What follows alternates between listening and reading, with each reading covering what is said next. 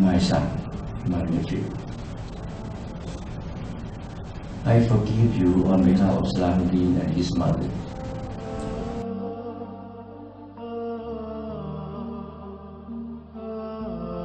My dear nephew, Trey, I don't blame you for the crime you commit.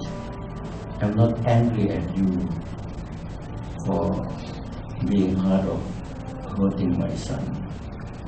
I'm angry at the devil.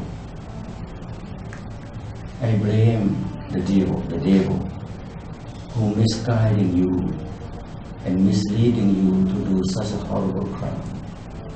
I really feel sorry for your parents. They raised you and they want you to be successful. Your success is their success. Your happiness is your happiness, their happiness. Now they have to cry because of your crime that's committed. Forgiveness is the greatest gift or charity in Islam. I have to pour myself out to forgive someone that have wronged our family.